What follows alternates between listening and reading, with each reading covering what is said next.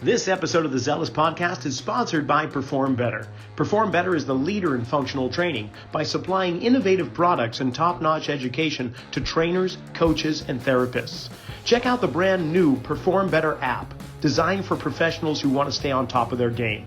This free app features education from the world's best. You'll learn from industry leaders including Mike Boyle, Gray Cook, Sue Falzoni, Charlie Weingroff, and many more. Topics range from strength and conditioning, program design, nutrition, business, and marketing. Just go to performbetter.com. Welcome back to another episode of the Zelos podcast. I'm Rocky Snyder, and with me this week is a legendary strength coach, and I mean that. I mean, he was training the pros back in the late 70s, early 80s. In fact, he was the strength coach for the San Francisco 49ers as they made their bid up to the 1982 Super Bowl championship. Also, not that, just that, but Chicago White Sox, Chicago Bulls. He's holding a couple of different championship rings, one on each hand, for all the work he's done in the pros. And just like soldiers, they never die. This guy doesn't even fade away. He's been going strong. So Al Vermeil, coach, hey, welcome to the Zelos podcast. Thank you for having me. You know, I guess I would love to start out with somewhat of an origin story about how you came to be a strength coach and getting up into the pros. And then I also want to talk about the differences between training in the 80s to training today with a whole bunch of technology and everything else. But first, what got you inspired to start coaching? Well, coaching was always in my blood. My dad had actually coached the Calistoga High School football team in the 30s until they found out he wasn't a teacher and he was a player. And my brother, I would go out and watch my brothers, Stan and Dick, practice every day and go to all their games. And even before that, I would go to all the games with my sister because her boyfriend was a quarterback. So sports was just an important part of our family, and especially football. So, and when I went to high school, after my freshman year at 5'5", 130 pounds, you know, if you want to play college football, you're going to have to get bigger. So my brother's ex-high school football coach, Bill Wood, who coached at Calistoga in 53 and 54, and only lost one game in those 2 years, he came up and gave me my first weight program. And he later became, because you're in Santa Cruz, he later became the head football coach of Santa Cruz many years later. He gave me my first weight program. I lifted through high school. I ended up throwing the shot fairly decent, not good enough for California. 54.9, even 63 didn't get you to the state meet. But then I went to junior college and played for Dick at Napa Junior College, played at Utah State, lifted. And I got a coaching job at Casa Roble High School. And the head coach there, Gary Collenborn, said, well, you lifted weights, you run the off-season program. So I started running the off-season program. And after 1 year at Kansas State as a graduate assistant under Vince Gibson, and their emphasis on certain things in their off season, I went back for 3 more years at Casa Roble. Then I was 6 years a head coach at Moreau High School, and I ran the off season program, and you know all that. Don Chu was at Cal State Hayward, my best friend. So we started doing plyos about 1976. And we were running down a slight hill, very slight. And when I make that statement, I want people to understand more is not better. We never speeded them up for whatever the distance was, 40 yards, more than 5%. So if you ran a 5 flat 40 on the flat, we never speeded them up more than about 4.85 or, you know, point, you know, it was not a lot, but just enough. We also ran uphill, and then we did the Olympic lifts and all that. And then we were successful there. We had a great group of kids that worked really hard. In fact, I was telling you earlier, we would go to Santa Cruz, and our last 2 years there, we'd have our 4 days down at the university there. And that was great for us. And I was very fortunate through my brother. I knew Coach Walsh, and he hired me at the 49ers. And then I spent 4 years there with him, and we were fortunate again to win the Super Bowl. I started my own business, and I saw how they were timing things at that time. They were using mechanical devices. So I had the original timing device made by a former student at Moreau. And Don and I had worked on that. And then we had the jump mat. We were doing what they now call the reactive strength index back in the 1980s, but we didn't give it a name. We knew it was important to have a high height and a short contact time, but we just didn't give it a name.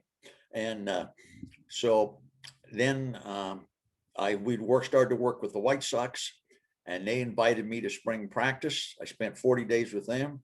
Mr. Reinsdorf and Roland Heeman called me in and asked me, would you like to go to Chicago and work with the Bulls and White Sox? Because Mr. Reinsdorf just bought the Bulls in '85. Gotcha. So I went home and then went back to Chicago and negotiated a contract. And that's the way it all ended up. And so that's how I ended up in Chicago, and was fortunate to be there in a great run of the championships. Now, how was it just transitioning from the NFL over to the NBA, or for that matter, Major League Baseball, when it came to designing programs for the athletes? Well, I always tell people this: the biggest transition is going from high school, where you're the ultimate dictator. I was at a Catholic school, and you're just you're strength coaching, and not everybody had strength coaches in those days in the NFL. But here's what coaches get caught up. What I see them, coaches get caught up, and I did the same. All this specificity. The only difference is the uniform they wear, the ball they either shoot, catch, or hit, and the surface they play on, and the length and width of that surface. And so I always felt, I came from the generation where we had just switched, where college football played one way. See, when my brother Dick played, quarterbacks played both ways. Everybody played both, had to play defense. And I still think I've got a belief that you do a disservice to kids in high school. They don't have to play in a game, but if they don't play defense, you don't learn how to react as well. And I think as you're an offensive player, having that ability to play defense gives sense in your height, because you know when you're going to get hit and you have to brace. But anyway, so I always believe the ability to move fast and explosively. I have always said, train slow, you'll be slow. Well, it's interesting because that's a great point, because when I look at the fastest athletes on a football field and you watch what their 40s are, it's not the wide receivers, it's not the running backs, it's the corners. They're the ones that are having to start off running back and reacting. Do you think that's why? Well, I won't make that. I just think from an injury prevention standpoint, and if I played in high school. By the time I was a junior, I was the fastest kid in the school, but I was still playing defense, a nose tackle and defensive tackle at 160 pounds. And my senior year, I had always had great coaches in high school. They were all really fine gentlemen, not egotistical, and my senior, I got a great coach named Marsh Kruger. He made me put me at linebacker. And I was, so playing close to the line of scrimmage really sharpens your reactions. So I'm saying, if you got a high school kid, he may be an offensive player, but having him play some defense in practice for all the kids, it sharpens your reactions. So and you learn when you're on defense, the people trying to block you, you've got to brace yourself, and things like that. So I just always thought that was important. But when I came back from Kansas State, especially, that Coach Gibson and his staff all came out of the South. So they were into a lot of the movement, agility things. And so I always believe you've got to move fast. Well, what causes you to move fast? I see people today, well, we got to get to reactive strength. Well, there's a progression. What kind of conditioning are you? What work capacity? What's their strength level? What's their explosive strength levels with heavier loads like Olympic lifting versus medicine ball? What's their one standing long jump versus 5? Because what you do when you do a strength training and one jump and one throw is acyclical. It's one motion, then you recover. Sports is a secular event. It's repetitive. So you take what you gain in acyclical and you convert it by doing all the jumping and sprinting. And in all my programs, we always did a little sprinting. So, I just think when you look at it, the basketball court was short, so there was no sense running 40s because they never ran probably more than 10 to 12 yards all out, and that was rare. Most of it is you're on defense, you have to make one quick move, cut, and there was, in that time in the NBA, there was a lot more pushing and shoving. The game today, they've taken a lot of the physicality out of it. And of course, being an old guy, I kind of liked when they had a little more physical and it wasn't run down and throw up the three. But if you look at baseball, you got to run 90 feet. That's 30 yards. Football, So whatever makes a person move fast from point A to point B, it doesn't matter the uniform, ball, or court or surface. Sure. So whatever training techniques work there. Now, there are some differences. Obviously, in baseball, you got to be a little more concerned about the shoulder. So you got to be aware of the shoulder. And I wouldn't, I let some of the guys bench at the Bulls, but I always believed that the push press and military press were much more important than the bench press. And when I was a high school football coach, my last year, we didn't even bench. And here's my reasoning. You don't lay down in football. If you're on your back in football, was never a great position. Exactly. People, I know I've had old guys that knew me say, well, you say that, but you bench. I said, yes, because I didn't know any better. But when I first started lifting weights, the military press was still in the Olympic Games. So you measured a man's strength by what you could press. And with these short little arms, I was really pretty good at it. It wasn't great for throwing the discus. So I think you have to look at that. And I think people get so hung up in things today, and they try to break it down to such a finite thing. I think they miss the big picture. I had someone call me yesterday and said, what do you think about the Bosco test for how to design a program? And Carmelo was a personal friend of mine. Okay. Well, Carmelo's test, one of them was you had the squat jump, where you have to pause 4 seconds, no counter movement, and then you take that height, and then you take the counter movement jump or a regular vertical jump with your hands on, and look at the difference. And then there were other tests. Carmelo also, which never talked about much, he would have you do 10 repeat jumps, just regular verticals, and then with your hands on your hip. Then he would do 10, what he called the stiffness, that was a very short contact. So the emphasis was quick contact time, minimal flex of legs. And he would look at the difference of those two. And if you were so much better with leg flex on the repeat versus the lower leg, then he felt you needed for power to train your lower leg, because that was a deficiency, or vice versa. Uh-huh. So, but the point I asked, he said, well, they're not very reactive. And I said, what is their strength? How much leg strength they have? If you read Satorsky's book, The Principles of Training, which is one of the very best textbooks ever written, is Satorsky's. And he'll tell you right there in the book. And Mike Stone and everybody else has done a bunch of studies.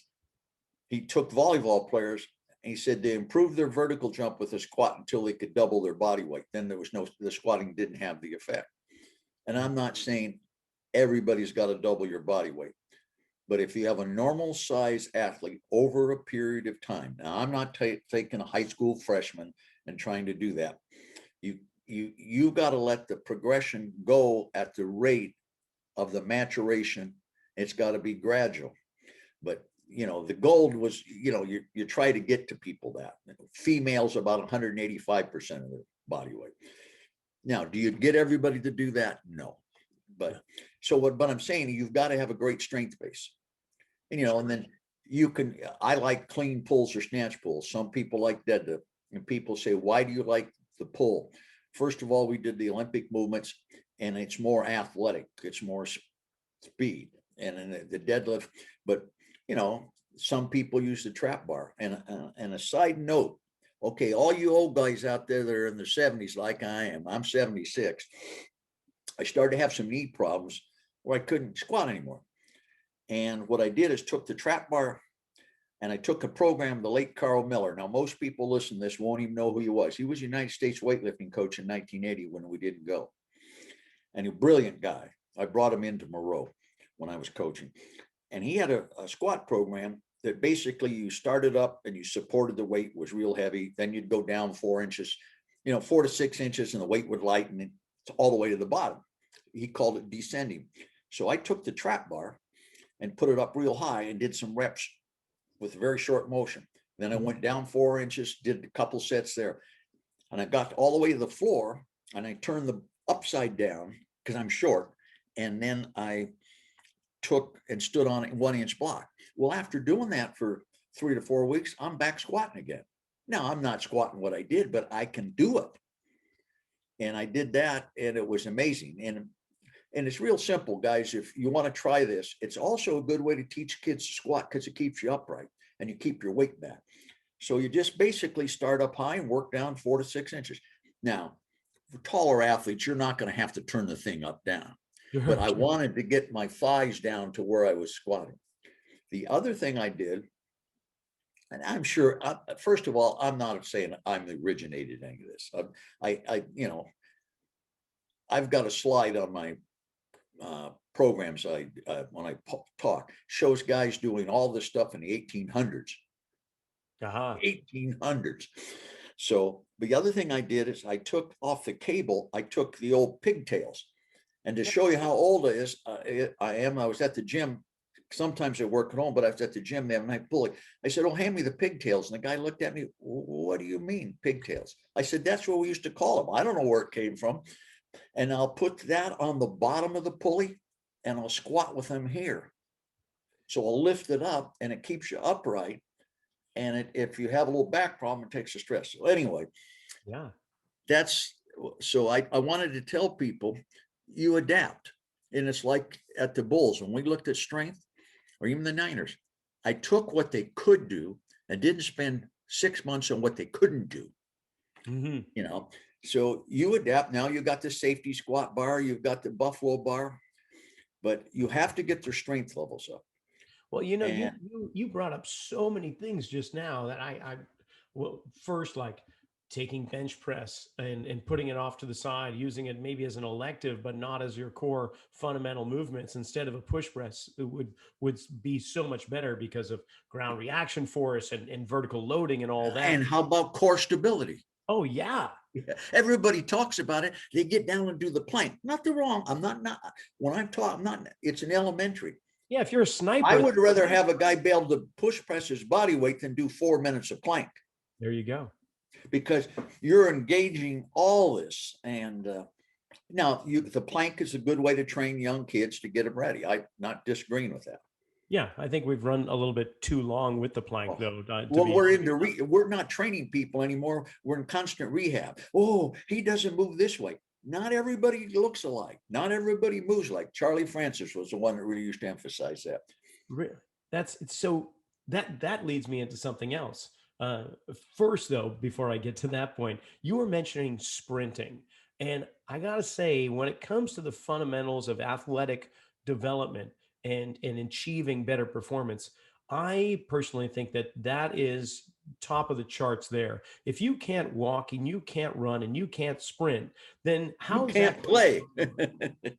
They used to say, and Vince would say, if you can't run, you can't play, because when everybody had to play both ways, you couldn't have a 320-pound guy that could only run 10 yards. They had to cover kicks, had to cover punts, had to cover kickoffs, So it was you talk about, and I'm not disparaging, but I want to make that, because people say, "Oh, you're an old codger," No, I'm just saying when you played both ways, you had a better overall athlete, overall rounded. These guys are better athletes today, no question. But if you ever looked at, and I want to get your question, but if you can go online and look up Billy Cannon's midnight Halloween run, where he beats Mississippi with a punt return, I believe, or a great run from that. If you look later in the tape, Mississippi's on their LSU 3-yard line.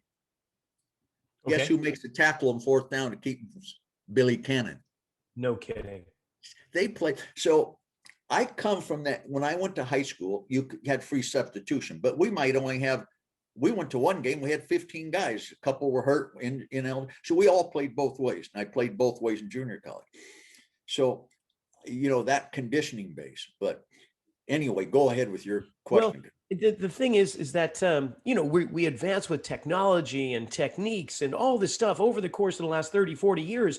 But I sense that we're not able to see the forest through the trees, that we're so specified and looking at too much of a magnifying glass that we just don't come back to the fundamentals. I mean, the human form has not changed any since 1800s, right? Well said. Are the parts that I think the greatest athlete to ever live relative to his time, or one of them, was Jim Thorpe. And if anybody out there doubts me, there's some great books. I'll give you a couple quick stories. Number one, when he was a young man, he was about 4 years old or 5. His dad took him in the middle of the river, left him there and said, swim to shore. At 10 years old, he was going out on overnight hunts. He was a great football player, played baseball, unbelievable track and field athlete. And I think his 1912 marks, I forget, I think I can't remember whether it's 36 or 48 Olympics, still would have scored up very high and in a primitive training. But the point being, he had heart, lungs, muscle tissue, soft tissue, tendons, ligament, bone. Man hasn't changed in the last 200 years significantly. Now, if you go back a thousand, a couple thousand, so why didn't the methods that worked so successfully? Now, what we do know through research is exactly how they work better. And if I had a young kid coaching for him, I'm going to say something that's going to upset all the technology people. I wouldn't let them use technology. I'll tell you why. You first got to develop your eyes and ears. If you're relying all the time, now I developed a timing device where I could test how high they jump, how fast they jump, multiple times, change direction forward, backwards, sprint, I mean, all of it. But my point being is, I learned to coach first. I had to figure it out. And if you should be able to look how your athletes are moving and give you a kind of a clue what you're going to do. So, for example, if you're warming up doing the running drills and you're going to do sprinting and you see those times bad or you see their movement stiff and slow, it's not a timed sprint. Once you get to be able to sprint pretty well, if you're not running 95% of your best, you're not sprinting. Mm-hmm. You're not getting anything out. And back to your point about speed, I've done a coaching clinic for Titleist Performance, and someone asked me, Greg Rose asked me, what would you do if you had one form of training? I said sprint. People thought I said, because first of all, I talk about that's what the game is. It's the ultimate form of the reactive strength. The contact time in sprinting is shorter than anything you can do jumping. You can overload it with an uphill, a sled. And one thing we did that you don't see people do, and I got it from reading about the Russians, we would put about a 5 to 7%. It was a foam white weighted, not a weightlifting belt, a weighted belt around. And what it does, it overloaded the reactive part of the sprint just enough and improved the react and had really good results. Now, someone will take it and go 25. No, that's power. And you can pull a sled. So you can do all those things. If I had a second choice, would be strength training. Now I divide that into strength and explosive strength. And some would say, why not plyometrics? Because I can get that out of sprinting. Yes. Now it's important. Don't take that out of context, but speed is the ultimate weapon. If you look at the good football teams that get there, the basketball, even the Bulls, we had good speed relative to basketball, and at the key positions you need it. And I think Michael Jordan did demonstrate. Now, I didn't train Michael. I don't want to ever say I did. I don't do that. But if you watched Horace and Scotty and even John Paxson, who was a great guy, worked really hard, all those guys, Tony could run well, and running is a coordinated pattern. People say, oh, that's easy. Oh, you no. Try to get, You try to get good at running really fast, it's not that easy. It is not at all. And you want to talk about joint mechanics, every single joint motion that every bone is capable of is done in that gait cycle. So you want to talk about core training, explosiveness, reaction. And when it comes simply down to it in any sport, pretty much, whoever gets to the ball first usually wins. Whether it's a puck, a ball, a basketball, football, whoever gets to that ball has a better chance. The guy that gets there first, I always said in football, get there first, but arrive in a bad mood. I love it. Okay, so here's what I want to pose this kind of hypothesis, I guess, to you. We grew up, and I'll throw myself in as one of those old codgers. I'm on the the baby boom border right there. So we grew up climbing trees and playing in the swamps and running down the railroad tracks and throwing rocks at bottles and just getting outside, right? Until you heard somebody yell dinner time. And unfortunately, today that's not happening. Now that we could consider that just functional play. We could consider it farmhouse strength, whatever you want to call it. We set our bodies up to be much more adept at all sorts of movement and force production. And today, with every following year, with every year that follows, we are seeing less and less purposeful physical movement at childhood and on through the years. So even though these athletes and their skills and abilities are amazing today compared to maybe years gone by. No question about it. Their structural integrity, it seems, is more compromised. And therefore, would you imagine that the higher incident rate of injuries, non-contact, by the way, has something to do with that? Yes. Let me answer one part of that. Part of the thing is the faster you are, the greater the stress you put on the system. And you're playing on that turf. Okay. And I don't care what anybody says. They ought to plow it up, tear down the indoor stadiums, and play football out where it was meant to be played. It wasn't meant to be played in the purest. Because you will look at New York this year. They went back to that new turf and they had a bunch of injuries. Yeah. Here's the problem. And I'll go back to your other. If you practice on grass all the time, there's a certain time your body learns to decelerate. Now you go to a part where you decelerate faster and you've only done it once a week. Yeah. Bad things. And it's no different than if you've ever watched racing. My dad's in the Sprint Car Hall of Fame and you have the racetrack named up in Calistoga. And my brother Stan and him ran race cars and my brother drove. You ever watch a dirt race versus a race on the asphalt where the tires have great traction? It's a difference. When you stop suddenly like that, you watch the cuts these guys make, and I think it's an accumulative effect on the joint. It may not, but I watch guys make cuts. They have them on, someone will put up a receiver, and I've seen guys make cuts. Unbelievable cuts. Well, in grass, you couldn't make them. So you have less stress on the joint.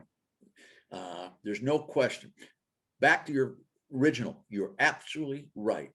When I was a kid, we had an olive tree in the back, and we would play, because I'm a lot older, we would play like we were bombardier pilots and fighter pilots, because we'd watch all those World War II movies when they weren't old coming right out. So you would say we got hit and bail out. Well, I went back and looked at the tree I was jumping at. I was at least jumping from about 4 feet down and landing. Well, that's a training effect. And and I would run in plowed fields, creek beds. We had the Napa rivers. So we'd go down and we were running down on the rocks. And you remember how you tried to balance the railroad tracks? And we had a little hill we had to run down, decelerate, run up. And we would jump. In those times, we had swings at school. We would take our swings and try to go up as high as we could, then bail out. And we would have a contest. Well, every time you landed, what were you doing? On the monkey bars, we used to twist to get all up, climbing trees. So all those things are, let's say, from 4 to 12, whatever years old. There's periods of opportunity where you develop certain physical traits and strengths. And if you don't get that at that age, you miss it. You can't make it up the same academically or intellectually. We also hit underneath buildings. So you were crawling, bending, you twisting. We used to play a game called leapfrog, which is a form of simple plyometrics. We'd play kick the can, hide and go seek. We were always running, doing something. But today, do you ever see kids go out and take a baseball? Hey, okay, hey, 5 guys, let's go out and play baseball. No, let's hit fly balls. We used to play a game called workups where you didn't have enough people. So you'd have 3 guys up or 2, depending. And so you hit the ball and you're out, you'd go to right field. And then the guy that was catcher would take your place and you'd rotate. And the only way you'd break the train, if you were the right fielder and caught the ball on the fly, you could go up or you could give it to the game. But I ask kids about workups. They look at me like I'm from outer space. We play football. We played football. We tackled. We didn't even have helmets on. But we play. But kids, you're right. They're highly skilled. But if you look, I just saw where Tom House said some of the 3 fastest pitchers he's got or seen all didn't specialize early. People that specialize early tend to have more injuries because they've done one sport. Think about it. Why are golfers getting hurt today? They play one sport. Jack Nicklaus played. You keep swinging that golf club that hard in one direction. It's like a pitcher that's got a 100-mile-an-hour fastball.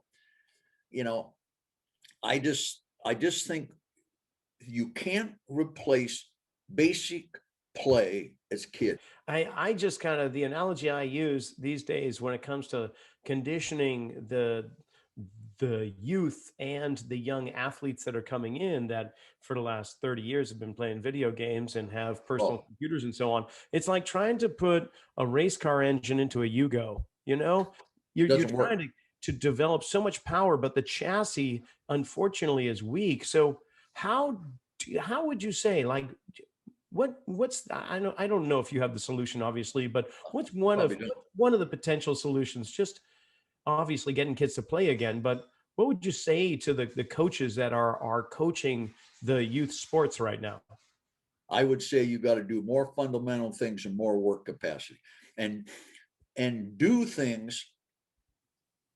I'll tell you what, there was a guy, Harlan Sabari, who was passed away. He played for the New York Giants many, many years ago, back in the 50s. And I actually watched him play. And he had a thing out, and I can't think of the name, the patch it was called, where the kids ran on railroad tracks. They got into all kinds of things. And it was all just different kinds of movement. And if you look it up, I think Rick Ugly, who was a strength coach at Washington for many years, got involved in it. But I think you just got to do a lot of medicine ball throws, different movements, just different things. And I don't know how you replace it. I think I know how to fix it. You go back and put physical education. Yeah. But what I do is say, okay, we're going to have a place. We used to play 10-inch. It was like a smaller softball because you couldn't use a hard ball. Okay. At school. But even if you play softball, okay, here's a bat and ball. Here's the rules. Here's the workup. You go play. That's PE. Let them figure it out. You play basketball. You do different things. But they don't even have swings anymore. I asked my grandson, do you ever bring a bat and ball or football to school when he was in elementary to play? Oh, they won't let us do that. I'm going, huh? And as he got older, he only had they didn't have any recess. They sat all day. Well, what do we know about sitting in relationship to what it does to the body? Worst thing you can do. Yep. So they sit all day. They go home and play on their computers. Like my granddaughters play on their school volleyball teams. Now they've been playing volleyball since December on a private, they all go, so they play, instead of getting to play basketball. Right. It's all single sport. Yeah, it's too much single sport. But I don't think you're ever going to be able to recreate the generation we grew up in because we're not as rural a community anymore. I would think would be a great study for someone to do is to study kids who were raised in a rural community and do rural activities, especially farm kids, what their athletic injury rate through their career versus kids who are born in the city or suburbs especially. People say you can't coach mental toughness. I'd have to think about it long, but I think you can get kids to learn to reach down deeper within them and do something they didn't think they could do. And that's what the purpose of our 4 days. You think about putting that uniform on 4 times a day, getting up at 5:30 in the morning and, and getting it done, and you have to demand something of these kids. And that's what I'm saying. And the modern coach can't demand anything. When I was very honored. They rebuilt a brand new football field and soccer field at Merle High School. They redid it all and they named it after me. And I was standing next to the principal, and he said, "It's too bad guys like you can't coach anymore." Because we had a drill called 3-on-3. I picked up from Vince. You had 3 defensive linemen, 3 offensive linemen, a blocker, and a safety. You had a 10-yard long and about 7 yards wide, and you had 4 downs to make 10 yards. And when the whistle blew, we were grabbing, "Could you get up in there? He made a yard on you." But our kids understood. And one thing every coach that ever played against said, "Boy, you guys came to play. We may not win." And those kids years later reflect to me how all those things made a difference in their life. But you can't get people to raise, and I don't know if mental toughness is the right word. I don't think you can get people to raise to their whatever their potential is by not asking them. If you don't get them fatigued. Now, I don't mean crazy stuff like some of the things where people go out and they do things and the kids are going to the hospital. That kind of stuff is no place.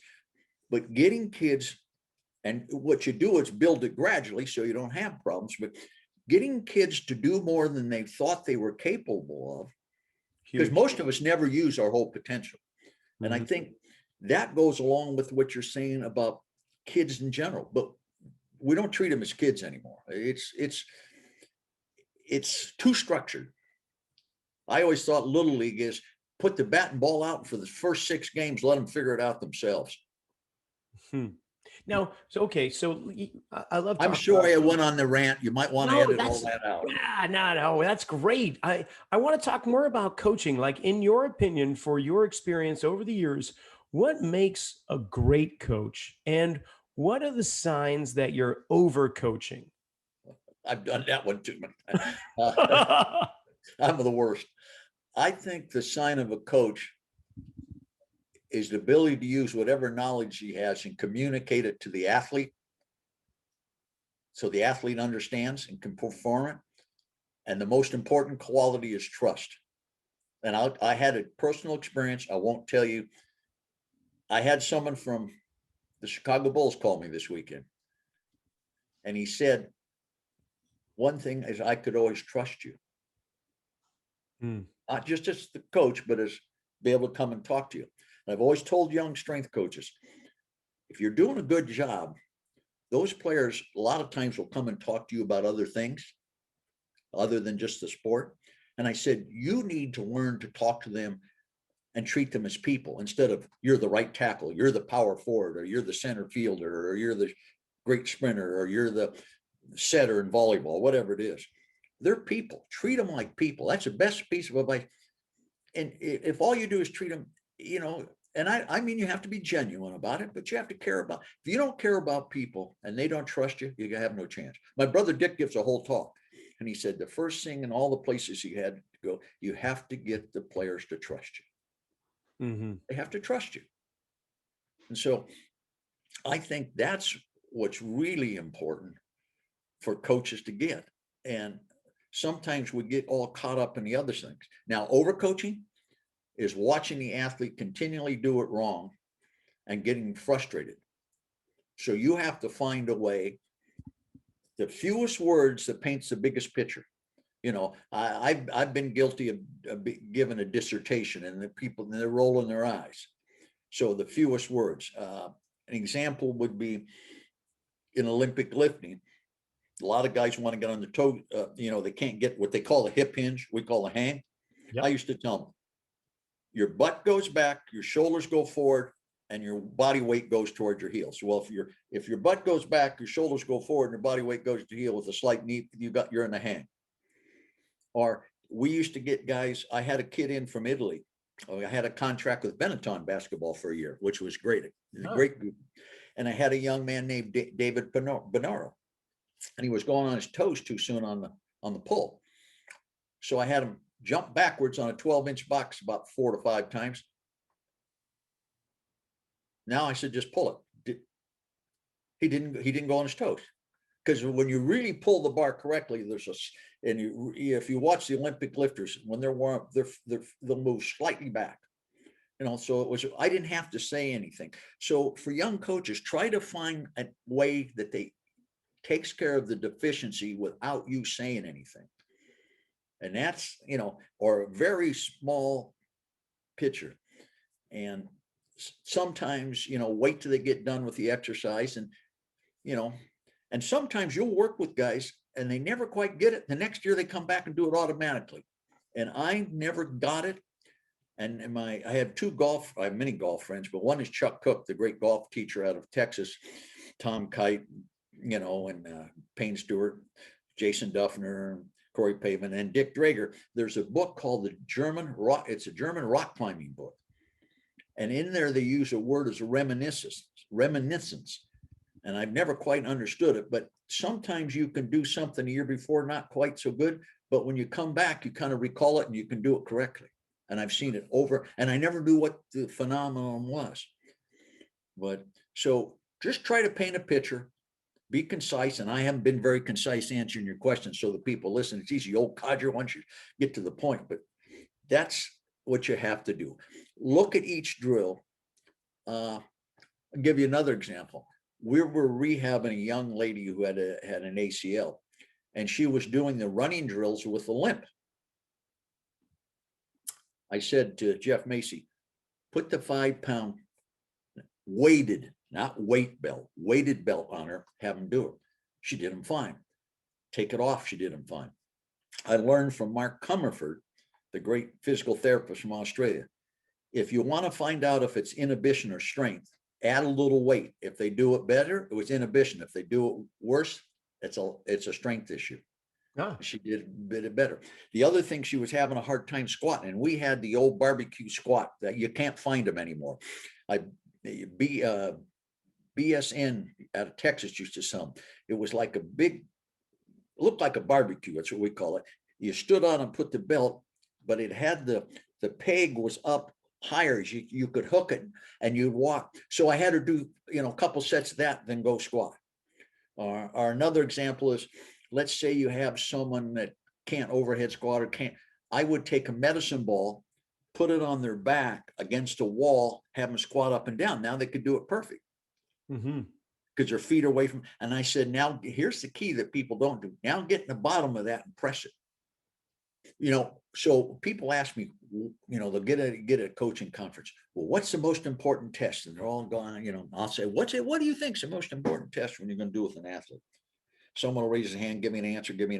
And I never put people down. Never be, as a speaker, demean your audience. I've seen guys do it. I've seen people do it. I saw a famous football coach do it. I won't give you his name, but I thought it was very poor. And they asked me, I said, can they play? And they go, well, if they can't play, if they don't have the skill of the game, nothing you do is going to change it. Well, I'll get them stronger. I said, if they don't have the movement pattern, they won't put their hat. Well, you can't say that anymore. They won't put their hat in there and stick them. And they won't, they can't shoot the basketball. They can't change direction. Nothing you're going to do is that. I said, that's like taking someone with 100 IQ and say, we're going to make you a physicist. That probably won't happen. So the most important, and they said, well, what's it? I said, well, if they can play, all right, now let's see how far you can take them. What's their speed? Well, if they have really good speed, they're elastic, they're reactive, they got good movement, they can jump high because there's a strong correlation. And then people say, well, what about the change direction? Yes, we've got to change the direction test. And we did that to compare it to their straight ahead speed to see if they were efficient. But if they could play, I knew that. I said the overhead squat with the press. I said, have them take a stick, overhead squat it. Now when they're in the bottom, can they keep that position? If they can keep, you don't need to test any more mobility or flex. That's it. It does everything. Well, what do you, well, it gets all your lower body. It gets your thoracic spine. It gets your lats. It gets your shoulders, because you can sit there and press it. It's very simple. And then you can do a series. Then you do the jump test to see which qualities maybe and so forth. But again, can they play? Yes. They run fast, overhead squat. Now, if they can't play, now you might get some guys that can play, but their speed won't be as good. So that'll tell you something. Sure. So I think you can break it down a lot easier than I see people do things. And I said, man, that's a lot of work, and when are you going to train? That's the other thing I see. But when are you going to train? They have all these tests and all that. 95% of the problems are usually solved through a good training program. Mm-hmm. And everybody's talking about asymmetries. In certain sports, asymmetries may be an advantage, especially one-dimensionals, one motion.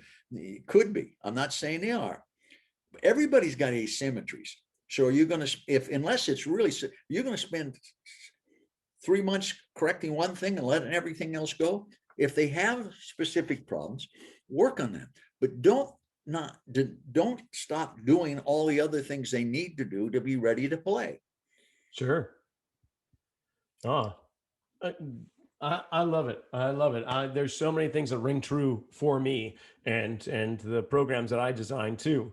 And it goes along with that. Do they have the skills? Do they have the speed? Do they have the coordination? And then can we build upon the strength? And the other most important thing, do they have this? Do they have heart? Do they want it? Because if they don't want it, we had a couple of kids come in and tank the test for the Chicago Bulls, and we worked them out. One was a really high profile guy. 2 of them were actually tanked it because they didn't want to play for us. But so I just think it's like people say, well, periodization. Oh, what model do you use? What? I said, first of all the study models are all with just weight training. I've never seen one that includes all the different things. I said, what quality does this person lack or is deficient in that's going to make the biggest change in his or her performance? And what is the progression that you must go through before you can train that quality? Mm-hmm. So if you lack speed, you just can't. Yeah, you always have a little speed in your workout. Well, they're not very strong or they're not very explosive. Well, there's a progression. You just can't start there. So now people ask me what we did with the Bulls. I said, we lifted. What else did you do? We lifted. I said, what else did you do? We lifted. Because that's the one thing they had never done. And obviously they're in the NBA. They were all starters. They could play. I said, and they've done they've done an 8-month plyometric season for their whole life. So doing a ton of jumping in the off season. So we did squats of some kind. It may be front, it may be belt, it may be the old safety squat.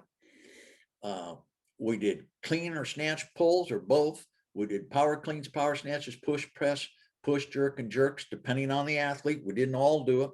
Mm-hmm. And I let the guys bench and horse with, some guys would do some curls. But I meant that from the strength phase. And then we'd go out and do Charlie Francis's tempo. I'd take them out to the forest preserve. And because it wasn't a 100-meter field, we'd run for 20 seconds and I'd walk for 40. And, we'd do a couple thousand yards that way with a 150 walk between sets, 50 between runs, and finish with a 5-minute run. People say, where'd you do your aerobic conditioning? I said, the court isn't a mile long. we got, and we did a lot of medicine ball. And then eventually we would, in the gym, we throw the medicine ball 20 times off the wall and then stride down the length and then throw another 20. And we do a set of 10 that way, rest and work up to 4 sets of 10. And then we did Vince Gibson's old football circuit I got from Vince. And we just modified it a little bit for basketball. In other words, we'd get in the key and we'd run over here and back. You couldn't turn a circle. I'd started doing this as high school coach. Foot had to hit the line or over. And we do that for 15 to 30 seconds. and the next guy'd come in, and then we'd backpedal to the free shot line, turn your right foot out, plant, go back the other word, left foot. And then we'd shuffle and throw the medicine ball underneath the line to keep them down. And then we'd do backboard touches. We actually crabbed the key. And people said, why would you have them get down and crab? I said, what do guys do in basketball when they get tired? Reach. They don't move their feet. And then we'd run a suicide and then a 90-second run. It was a tough workout. We'd do that twice as the season got, before the season. Wow. So, but the point is, we did the things, we didn't get fancy. Now, people could say you had a great team. Yes, they were going to win the championship, whether I was there or not. I'm not taking that credit, because people always want to give me these introductions. I said, yeah, but I was the same guy when we didn't win the world championship until we got, and then when all those good players left, we didn't win. I was there. I said, if I worked for the New Jersey or the Brooklyn Nets or whatever they're called now, and Detroit Lions, no one would have known who I am, because that's what gave me credibility. But what I owe the most to is my high school players, because that's where I developed the program, and their hard work and their commitment to effort at Moreau and Casa Roble High School is what really helped me develop the thing. And if those kids wouldn't have been cooperative and put in the effort, things would have been a lot different. That's why people ask me which championships mean the most, the Super Bowl or the NBA. They were great. I enjoyed them. I'd be lying to you. I've got 7 rings, but I said the high school championships I won because those kids did it.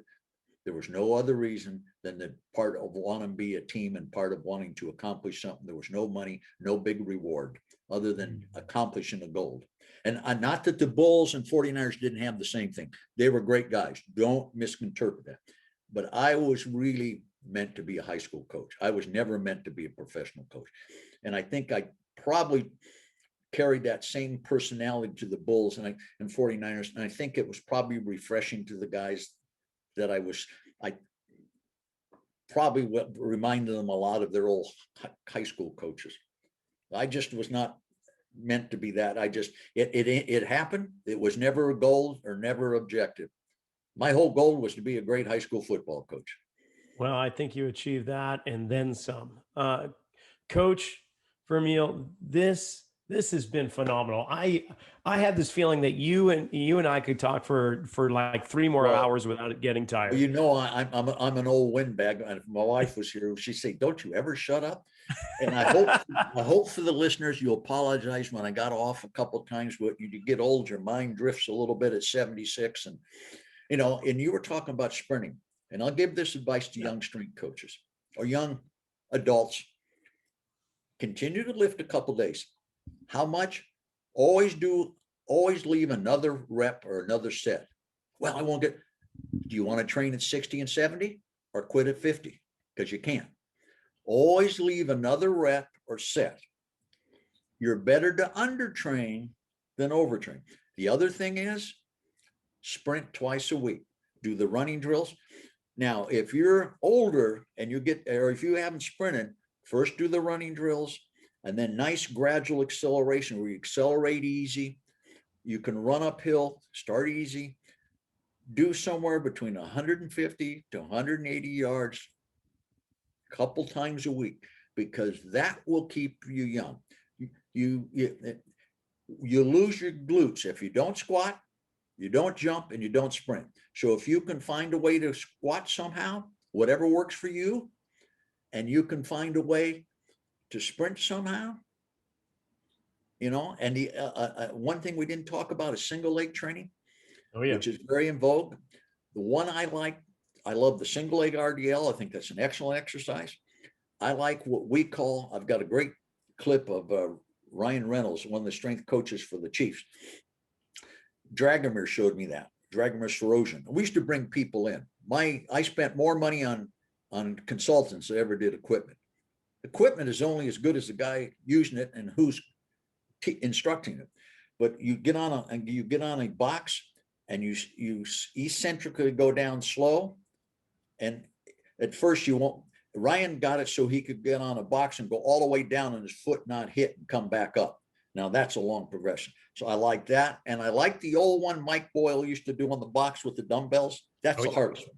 That's the hardest one. But those three, I think, are my favorite unilateral type exercises that I like, so anyway.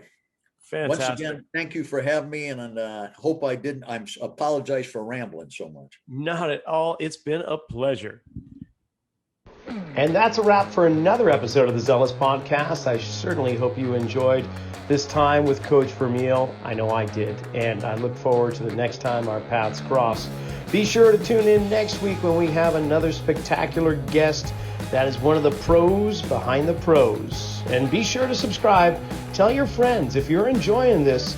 Don't keep it a secret. Let's share the love. I'll see you next week.